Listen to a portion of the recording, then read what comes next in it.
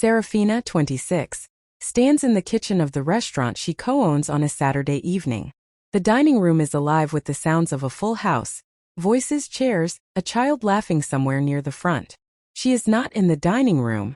She is in the kitchen with both hands flat on the cool surface of the counter, breathing slowly, because tonight her parents are sitting at the corner table she reserved for them, seeing the inside of her life for the first time in 17 years. She is not afraid. She was afraid of them once, a very long time ago, in a way that had roots in all the wrong places. She has not been afraid of them for years. But she is human enough to need 60 seconds in a quiet kitchen before she walks back out into everything she has built. Emmett. You don't have to go back out there until you're ready. Seraphina. I am ready. I have been ready for 17 years. I just needed 1 minute to remember that it is me who is walking back out there, not the girl they left behind. Before I tell you what my mother said when she walked into that restaurant, and what it cost her, let me take you back 17 years. To a Wednesday evening in October that smelled like overcooked food, and a decision that had already been made before anyone sat down to eat. I was 9 years old. My report card was on the kitchen table face down, which was already its own kind of answer. My twin brother Harlan's report card was face up beside it, a clean column of top marks that made our parents stand slightly straighter at dinner parties whenever anyone asked how the children were getting on. Harlan was across from me with his fork in his hand. I had not touched mine. My father, Isaac, had gone to refill his water glass in the room next door. That was what he did when a decision had been made that he agreed with, but did not want to be standing in the room when it was announced. My mother, Kathleen, sat with her hands folded, and the specific expression she used when she was about to say something she had decided in advance was reasonable and kind. Kathleen, we cannot keep doing this, Seraphina. She did not say what this was. She did not need to. I had heard it being assembled for 2 years, in the way she sighed before parent-teacher meetings, in the way she looked at Harlan's certificates going up on the wall, and then looked at the drawer where she put my drawings. I kept very still. I had learned that keeping very still sometimes made her soften. It did not soften her that night. Kathleen, your Aunt Lydia has more time and more patience. A quieter home. You will do better there. This is what is best for you. Seraphina. Am I coming back? Kathleen. Of course. She said it the way people say of course when the real answer is something softer and more final than no. My father came back with his glass of water and looked at the wall behind my head. Not at me. At the wall. And I understood, the way children understand things before they have the vocabulary to explain them, that his silence was not neutral. His silence was a choice that he had already made and was standing behind. I am not going to tell you right now what Aunt Lydia said when I arrived on her porch with a suitcase and no coat and no real explanation for why I was there. I am not going to tell you yet what she understood about me in the first 5 minutes that my own mother had never once looked for. Stay here for just one more moment. At this table. With this untouched plate. With this report card face down and this girl who is sitting very still, trying not to make things worse. This is not the beginning of a story about a sad child. This is the beginning of the story about what that child built after she stopped waiting to be carried back. And what she built is going to make the people who left her sit inside it and understand exactly what they gave away. Seraphina lies flat on her bed in the dark. She can hear her parents talking in low voices downstairs, the kind of low that means the outcome has been agreed on, and they are now handling the margins of it. She does not try to make out the words. She already knows the shape of them from the way the conversation has been moving for the past 2 years. Harlan knocks at 9:15 and comes in without waiting for an answer, which is how he has always entered, because the question of whether he is welcome has never been one he has had to ask. He sits on the edge of her bed. He does not know what to say, which is unusual for Harlan. He reaches into his school bag and takes out his set of colored pencils, the ones with the metallic tips, the ones Seraphina has admired since he got them for his birthday 3 months ago, and places them on the blanket beside her.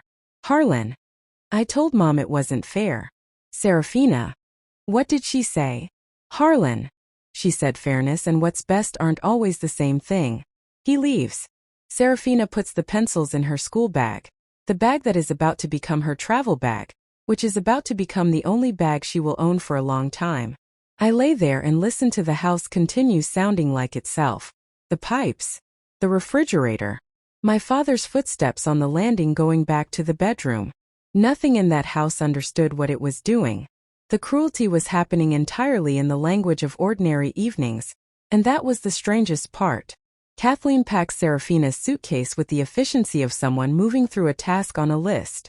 She folds things that do not need folding. She labels a small Ziploc bag of toiletries in her neat handwriting. She does not ask Seraphina what she would like to bring. Isaac carries the suitcase to the car without speaking and then stands beside the driver's door and looks at his phone for a reason that does not exist. Seraphina stands on the front step with her school bag over one shoulder and a grocery bag of additional things her mother chose in her other hand. She looks at the front door with the particular attention of someone who is not sure they will see it again. Harlan watches from his bedroom window. He raises one hand. Seraphina raises hers back. That is all the goodbye there is. I had considered crying in front of her that morning. I had thought that if she saw my face doing what it wanted to do, something in her might remember I was still hers. I had tried something like that once before, going out into the cold without a coat late at night because I believed that fear would make her hold on. It did not make her hold on. Gave her a reason. Isaac drives with both hands locked on the wheel. Kathleen answers work messages on her phone for the first hour and a half. Neither parent speaks directly to Seraphina. The familiar suburban streets give way to motorway, then to the first real countryside, then to the specific quiet of upstate New York in October when the leaves have not yet fully committed to their turning. Kathleen puts her phone down near the end of the drive and turns to look at Seraphina with the composed, finalizing attention she uses for things she wants to conclude. Kathleen, listen well to Lydia. Do your work. Be grateful. And please do not make this harder than it needs to be. Seraphina says nothing. She watches the trees pass and thinks about what it means that her mother's last instruction before leaving her somewhere is about how easy the leaving should be allowed to feel. The house is small and blue with paint that has been layered and relayered over many winters, so that it has become its own kind of history. There are wind chimes on the porch eave and flower pots along the railing that look like they have decided to stay regardless of weather. A dog named Biscuit sits at the top of the porch steps with his tail moving in a slow, considered rhythm. Aunt Lydia comes out before the car stops. She does not stand back and give the adults room to manage the transfer. She comes directly to the car door, opens it herself, and crouches down on the gravel so that she is completely at Seraphina's level. She looks at her for a full 10 seconds without saying a word. Then she looks at the sketchbook Seraphina is pressing against her chest. Do you like dogs? Seraphina. Yes. Aunt Lydia. Biscuit's already decided he likes you. He decides in the first 10 seconds and he is almost never wrong. Kathleen steps forward with a folder, school records, a medical summary, a check, all organized and clipped together with the efficiency of a document being filed. She gives her instructions. Structure, focus, fewer distractions, back on track academically. I will ask her what she needs once you have left. Kathleen's expression does not change by very much. She kisses Seraphina on the top of the head briefly without warmth, the way you touch a thing rather than a person. She gets back into the car. Isaac lifts the suitcase from the boot and carries it to the bottom of the porch steps. He and Aunt Lydia look at each other across the gravel. There is 17 years of family history in that look, and neither of them uses a single word of it. Isaac. Thank you, Lydia. We appreciate this. Aunt Lydia. I know you do. He gets in the car. He does not come inside. The car reaches the end of the lane and turns right, and the sound of it disappears into the trees. Seraphina stands on the gravel with Biscuit pressing against her leg, and the wind chimes making their small sound above her, and the rest of her life arranged quietly in front of her. I did not cry. I had used up my crying in the 2 days before, and there was nothing left to come out. What I felt instead was something lower and heavier. The specific weight of understanding that the people who were supposed to want you the most had run their numbers and I had come up short. And standing there on that gravel with a dog I had known for 4 minutes pressing his whole warm weight against my leg, something inside me made a decision I did not yet have a name for. If they had decided I was not worth keeping, I was going to find out exactly what I was worth. And it was not going to be their calculation that told me. Seraphina keeps her suitcase packed beside the bed for 2 full weeks. Unpacking it feels like agreeing to something she has not said yes to yet. Aunt Lydia does not ask her to unpack it. She makes pancakes for dinner when Seraphina refuses breakfast. She puts art supplies on the kitchen table without making an announcement about them. She drives her to school without adding instructions about not embarrassing the family. On the 9th day, Seraphina brings home a C on a spelling quiz and stands in the kitchen doorway holding it, her whole body prepared for the tone of voice she has learned to expect. Aunt Lydia takes the paper, looks at it once and puts it on the counter. Aunt Lydia, did you understand more this week than you did last week? Seraphina, I think so. A little.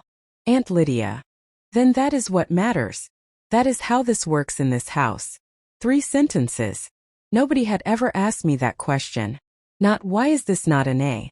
Not, Harlan never brings home a C. Not, do you understand how this reflects on us? Just, did you understand more? As if my progress belonged to me. As if it was mine to measure and mine to own. I went back to my room and sat on my still-packed suitcase and stared at the window for a long time. Something in the room was different. Something in me was different. I just didn't have the word for it yet. One morning, without explanation or ceremony, Aunt Lydia puts a small tin of watercolors, 3 different brushes, and a block of thick paper on the kitchen table. She makes oatmeal, sits down with her own coffee and the newspaper, and does not say a word about the supplies. Seraphina looks at them for nearly 10 minutes before she reaches for the smallest brush. What she makes is imprecise and unsteady, a rough shape that becomes a rough version of the lake she can see from the kitchen window.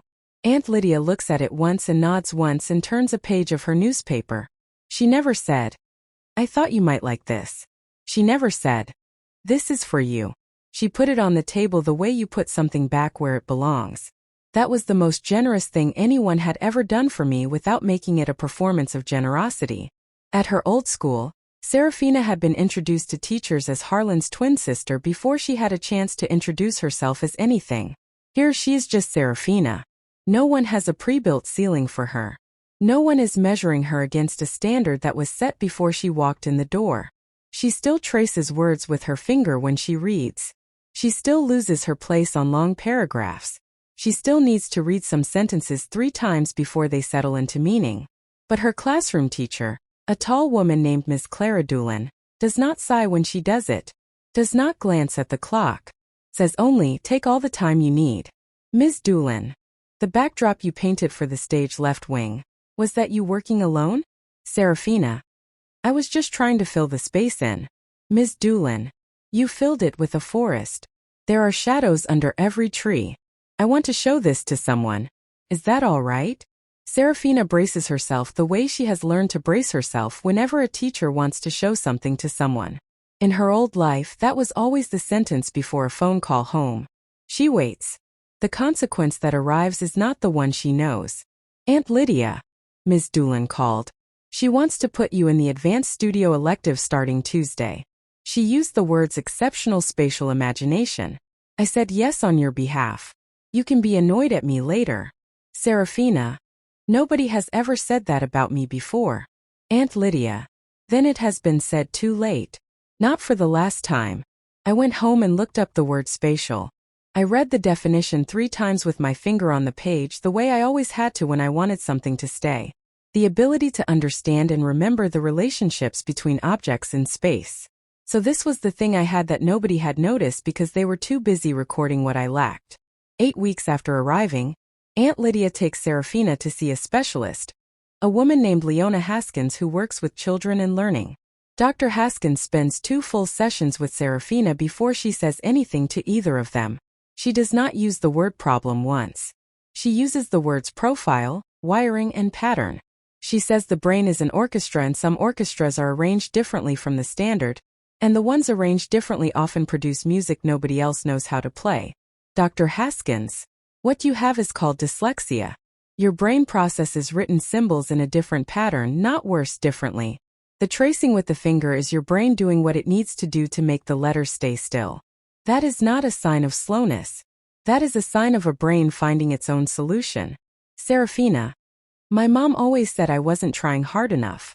Dr. Haskins, your mother did not have this information. Now you do. And you are going to do a great deal with it. All those years. All those report cards face down on kitchen tables. All those sighs and carefully worded conversations about which child had a future, and which child was a difficulty. The answer had been sitting in a specialist's office the whole time. A different wiring. A brain that needed more time, more physical anchoring, more patience than anyone in my home had ever given it. My mother had looked at what my brain produced and called it failure. She had never once looked at what was happening underneath it. Seraphina is 11. She paints a small watercolor of the town library after a January snowfall. The interior lights warm and yellow through the frosted glass, the sign half buried in snow, a single trail of footprints leading to the front door. She carries it to the Saturday farmer's market because Aunt Lydia has a table there and Seraphina has nowhere better to be on a January morning. A woman named Mabel Finch picks the painting up from the table and holds it for almost a full minute without speaking. Then she reaches into her bag. Mabel. How much do you want for it? Seraphina. I don't know. I've never sold anything before. Mabel. $20. And that is me being straight with you, not generous. It is worth more. It looks like the kind of place where a lonely child could feel safe. Seraphina carries the $20 bill home as if it could be lost. Aunt Lydia takes it from her, smooths it flat, puts it in a plain frame with a small card tucked underneath, and hangs it on the wall in the hallway. Aunt Lydia. I wrote, Seraphina's first sale. Proof that talent counts too. I want you to see it every day you walk past it. I waited for the old ache to arrive. The familiar feeling of wishing my mother had been there to see it came briefly. But underneath it, something warmer was already moving. A woman I had never met had paid $20 for something I made with my own hands and told me it looked like safety. My mother had looked at everything I ever made and used the words nice or cute. She never once used the word safe. Safe means the thing did something true. Nice means you are trying to be kind about something that doesn't quite meet the standard. Harlan messages regularly in the early years. His messages carry the warmth of the boy who gave her his pencils. They are affectionate and they mean what they say. He sends photographs of his debate medals, his honor certificates, the college brochure with his name already listed as a candidate of strong interest. His messages always end with "Mom says hi." Seraphina writes back every time. She is genuinely glad for him. She has never stopped loving him. But each message is also underneath the warmth, a quiet accounting of the difference between their two lives. He is still in the house. He is still in the frame. She is somewhere else building something the hard way. Harlan. Mom put my college track acceptance letter on the fridge next to Mr. Paulson's recommendation. She showed it to the Hendersons at dinner last Saturday. Seraphina. That's great, Harlan. I'm really glad. She means it. That is what makes it so hard to hold. Loving someone and trusting them are two different decisions, and I had always known the difference. I loved Harlan. I had never stopped. But I had come to understand, message by message and year by year, that when comfort pointed him in one direction and truth pointed him in another, he would always choose the direction that cost him less. That was not cruelty. It was a pattern. And patterns, I had learned, have a way of showing up again exactly when you need them to have changed. Aunt Lydia helps Seraphina apply to a state university with a strong visual arts, and Isaac arrives 30 seconds before Kathleen, which surprises Seraphina. He looks older, smaller somehow, as if years of choosing quiet have pressed him gradually inward. He carries a bottle of wine because he did not know what else to bring to an evening with no name that anyone can say out loud. He shakes Emmett's hand and compliments the restaurant, and Emmett thanks him and means it, and for one moment they are just two men in a room being civil, which is almost peaceful. Kathleen comes in with Harlan at her side. She is dressed for a performance, coordinated, composed, carrying flowers as if this were a dinner party and not 17 years arriving all at once. She steps inside and her eyes move across the room with the swift, absorbing attention of someone reading for information. She stops at the graduation photograph. She stops at the studio sign, crooked and certain. She stops at the image of Seraphina holding her first published illustrated book. She looks at them the way someone looks at things they did not expect to find in existence. Kathleen. Seraphina. You look very well. Not, I have missed you. Not, I am so sorry for all of it. Not, look at what you became without us. Just, you look very well. A greeting given to a pleasant acquaintance at an event where both parties have decided in advance to be appropriate. I had prepared for many versions of this arrival. I had imagined her crying. I had imagined an apology so complete it undid 17 years and 30 seconds. I had even imagined her not recognizing me, which would have been both terrible and in its own way clarifying. What I had not prepared for was this. Her walking into the room I built and offering me the greeting she would give someone whose last name she was not quite certain of. I let it land. I let it mean exactly what it meant. Then I showed them all to the table. For a while everyone tries. Isaac asks Clyde about his work. Pearl tells a story about a neighbor's dog that draws a genuine brief smile even from Kathleen. Harlan compliments the food twice and then a third time because he is filling silence that he cannot think how to fill with anything more honest. The room manages itself for almost 40 minutes. Then Kathleen places her napkin in her lap, sets her glass down, and looks at Seraphina with the composed attention that has always been the announcement that a verdict is coming. Kathleen, I hope that with the perspective of time, you can understand that the decisions we made were genuinely meant to help you. You were struggling, Seraphina. A different environment was the most practical path. We were doing what we believed was right. The table does not move but the air in it shifts. Aunt Lydia sets her fork down very quietly. Harlan looks at the tablecloth. Emmett's hand finds Seraphina's under the table, not gripping it, just resting there so she knows it is available. Most practical path. That was her phrase for the car ride and the folder and the 4-sentence texts on birthdays.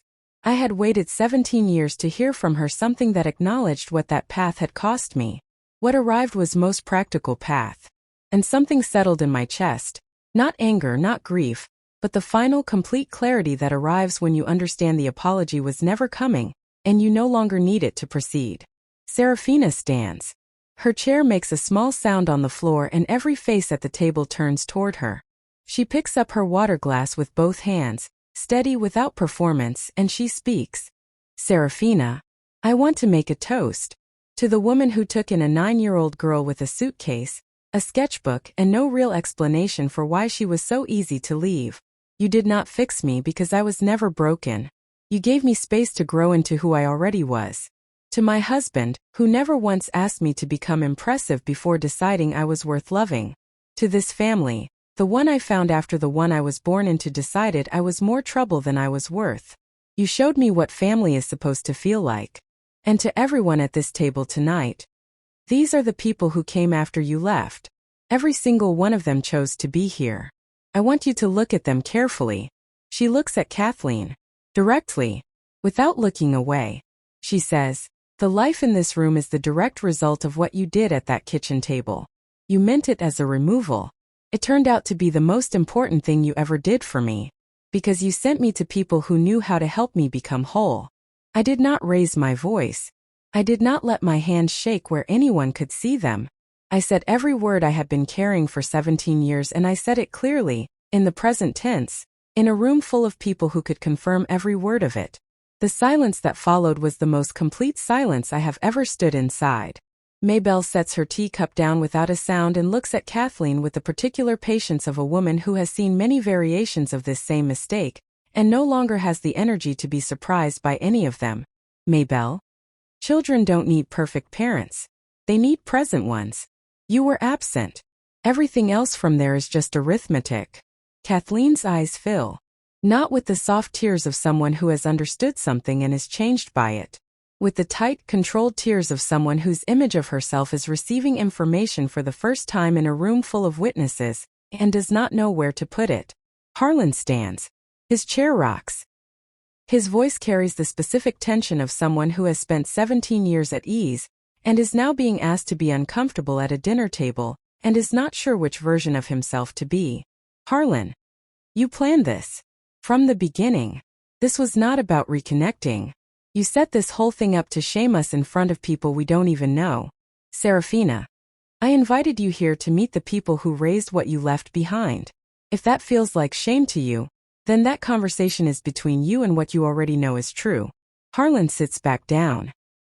He does not speak again for the remainder of the evening, but in his face, for the first time in 17 years, Seraphina sees not managed warmth and not performed loyalty but the expression of a person who has just learned something he cannot unfeel. Kathleen stands. She picks up her bag from the back of her chair with the deliberate care of someone who is still performing composure in front of an audience. She moves toward the door. At the threshold, she turns back. Kathleen, you will regret making us look like this. Seraphina, I did not make you look like anything. I only stopped making it easier for you to look like something you are not. Isaac does not look back. Harlan looks back once briefly. In his face is the expression of someone standing on the edge of a decision they have been putting off for 17 years. They leave. The door closes. Nobody made a sound for a few seconds. Then the room just breathed. All of it, me, Emmett, Pearl, Clyde, Maybelle, Clara, Aunt Lydia. This long collective release, like everyone had been holding the weight of the truth since 7 o'clock and could finally put it down. Pearl started clearing the plates because Pearl understands that the kindest thing you can offer someone after something hard is something ordinary to do with their hands. Aunt Lydia came to me in the kitchen and put both her hands around my face and said, "You did it right." That was all she said. And it was the whole of what I needed. 2 days after the dinner, Seraphina's phone begins showing missed calls before 7 in the morning. 17 by 8. 3 separate messages from professional contacts asking variations of the same question. A text from Harlan that reads, "Please do not react emotionally." That phrase tells her everything she needs to know before she has opened a single app. Kathleen has written a detailed post in a closed parents community forum she belongs to and has forwarded a version of it directly to 5 of Seraphina's professional contacts. Rufus Turlow at the literacy nonprofit, the director of the school district currently finalizing a contract with Voss Creative, 2 bookstore owners she has worked with, and the communications coordinator for a regional children's reading initiative. The post describes a mother who attempted a sincere, good-faith reconnection with her adult daughter after years of painful family distance, and was instead met with a staged confrontation, deliberate public humiliation, and a group of strangers who had been organized to mock and shame her. It uses the phrase childhood misunderstandings twice. It describes Seraphina as someone who has let resentment become her whole identity. I stood in our kitchen and shook for a few minutes. Not from fear of losing everything. I had built my professional life over 7 years by doing the work honestly and well, and the relationships in it were real. My hands shook because she had aimed her version of the story directly at the part of my life that helps children who learn the way I had learned.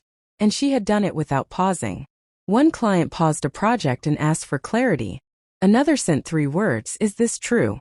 Those 3 words stopped my shaking, because the answer was so complete, so documented, and so entirely the opposite of what she had written that I almost laughed. Emmett reads the posts once. His expression does not change very much.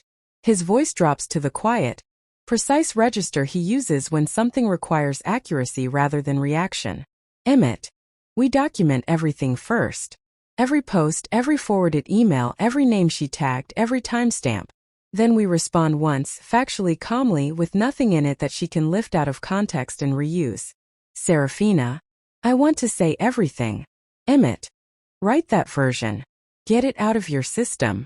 Then we write the version that sounds like what it actually is, which is evidence. Evidence wins. A speech satisfies you for one evening. The Bonners move with the calm, deliberate efficiency of people who have always known that the best response to noise is precision. Pearl gathers every dated photograph covering 17 years of milestones Kathleen was absent from. Clyde contacts a family friend in communications law. Maybelle dictates dates and occasions from memory with the accuracy of someone who has always understood that remembering is a form of protection. Clara documents the professional impact in a separate file which contacts received what, when, and what they responded. Aunt Lydia writes a personal account beginning, I received Seraphina at age 9 with a suitcase and a sketchbook. These are the facts of the years that followed. She dates every paragraph. Nobody made a threat. Nobody performed outrage. Nobody gave Kathleen a single thing she could screenshot, crop, and use as evidence that her version was correct. They built a folder. Patient and complete and entirely factual.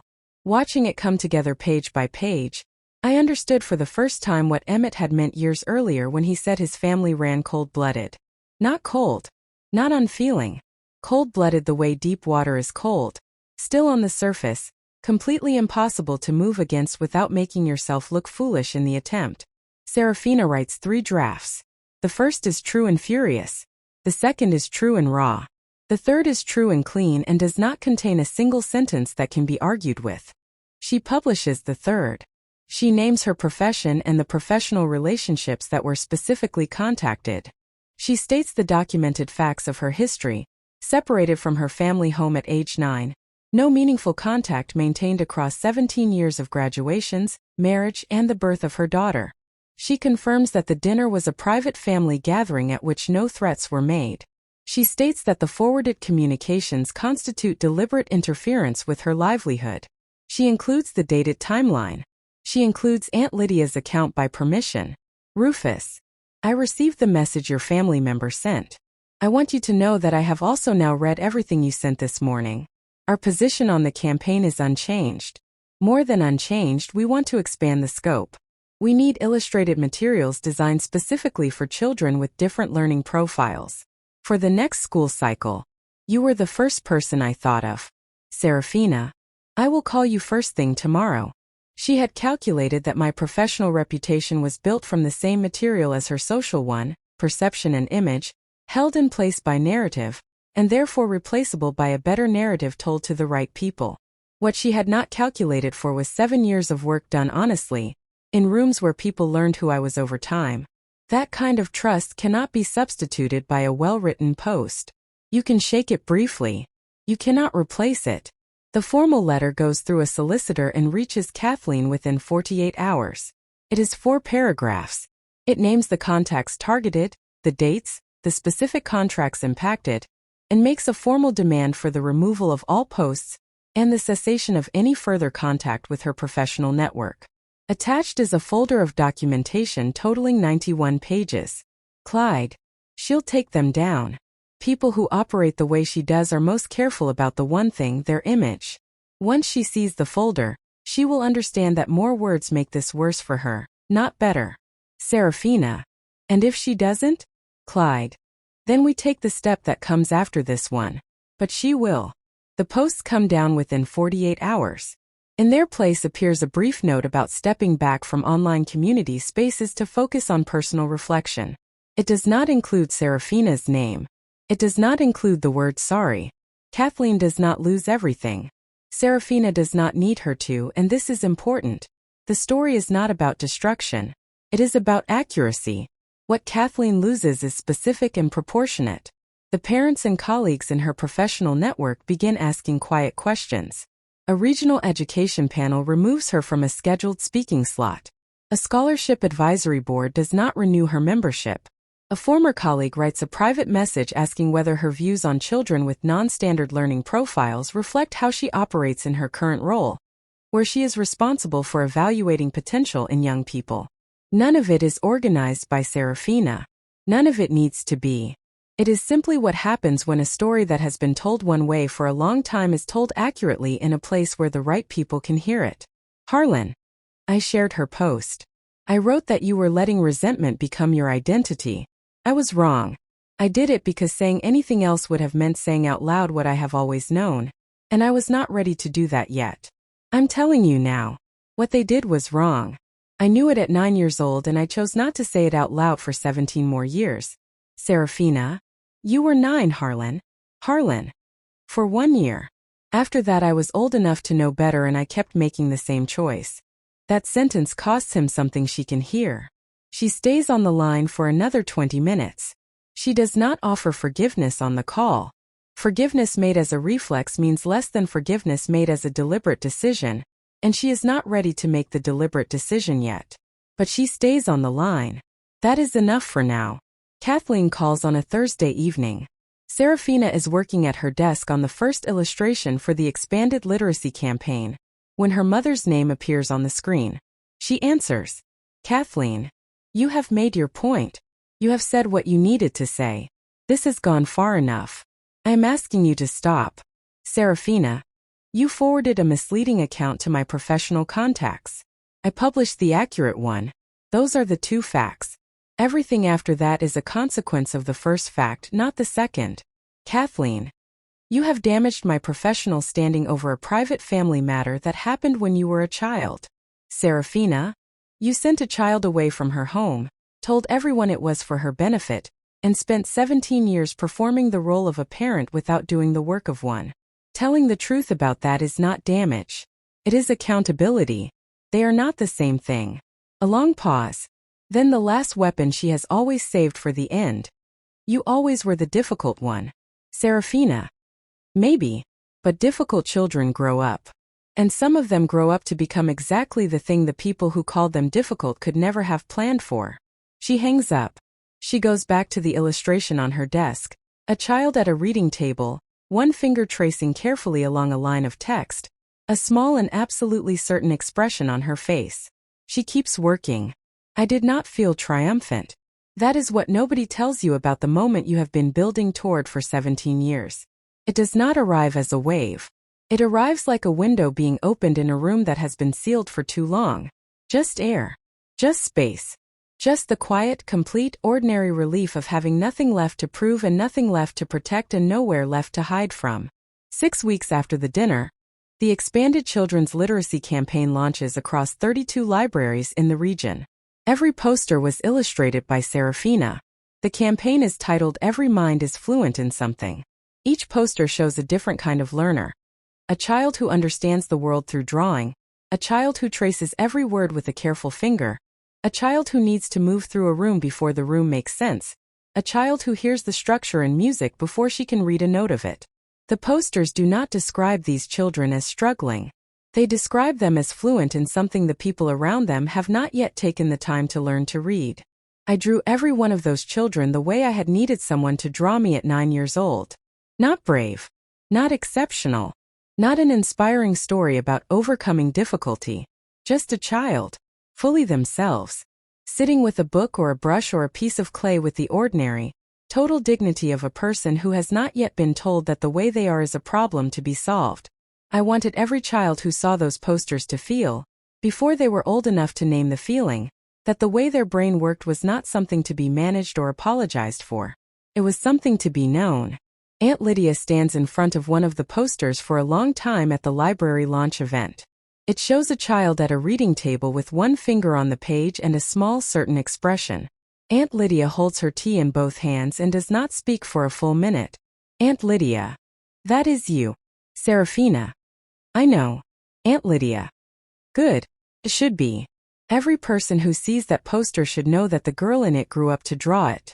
Emmett is on the other side of the room with Iris on his arm, holding her up so she can reach the poster at the right height. Iris pats the illustration with the decisive confidence of a 1-year-old, who is in complete agreement with the content and wants everyone to know it. Her father calls 3 weeks after the campaign launch. He does not lead with the campaign.